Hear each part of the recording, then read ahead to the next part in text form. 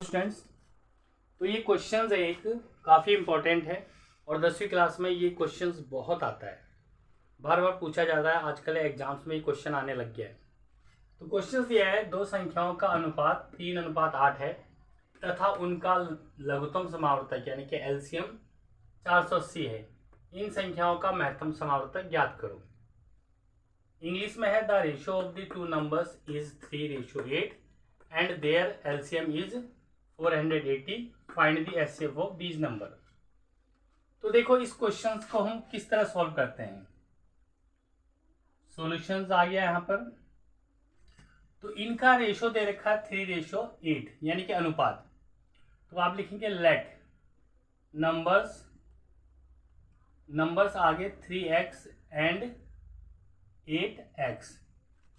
अगर यहाँ पर रेशो कुछ और होता, मान लीजिए 2:5 होता, तो फर्स्ट नंबर आप यहाँ लिखते 2x और सेकेंड नंबर लिखते 5x। तो यहाँ पर 3:8 दिया है, इसलिए फर्स्ट नंबर 3x हो गया और सेकेंड नंबर 8x। तो इतना स्टेप तो आपको क्लियर समझ आ गया होगा। अब हम क्या करते हैं, 3x इसके फैक्टर्स करते हैं 3 × x और 8x के फैक्टर्स करेंगे, 8 के होंगे 2 × 2 × 2 और x का खाली x। तो एचसीएफ निकालने का तरीका क्या होता है, इसमें जो मिलते हैं वो आपका एचसीएफ हो जाएगा। तो केवल x मिल रहा है, एचसीएफ आपका आ गया x। अब हमें दिया हुआ है इसके अंदर इसका एलसीएम लघुत्तम समावर्तक 480 दिया हुआ है। तो हम क्या करते हैं, इसमें एलसीएम का एक फार्मूला होता है, फर्स्ट नंबर का मतलब होता है पहली संख्या गुणा यानी कि multiply second number upon HCF. तो एलसीएम आपको ऑलरेडी गिवन है 480, तो इसको पुट कर देंगे। फर्स्ट नंबर आपको दिया हुआ है 3x, सेकेंड नंबर दिया हुआ है आपको 8x और इसका एचसीएफ आपने निकाला है x लिखेंगे। इस x से ये x कैंसिल हो जाएगा।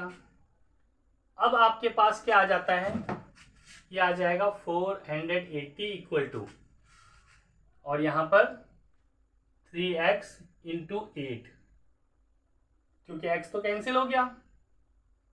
480 इक्वल टू 24x यानी कि 24x इक्वल टू 480। x की वैल्यू निकालेंगे तो 480 अपॉन 24। अब ये कैंसिल कर लीजिए इसको, ये 20 आ गया। x की इक्वल टू वैल्यू जो होगी वो 20 आ गई। तो आपको क्या निकालना था, इसका आपको निकालना था इसका एचसीएफ। तो एचसीएफ हमने निकाला है, एचसीएफ इसका x है और x की वैल्यू 20 है, तो इसका एचसीएफ आपका 20 आ गया। तो ये क्वेश्चंस बहुत आता है, बार बार एग्जाम्स में आता है। हालांकि आपको दूसरे तरीके से करवाया होगा, मगर मैंने आपको ये सिंपलेस्ट वे में करवाया है, बहुत ही इजी वे में, आपको आसानी से ये समझ गया आ रहा होगा।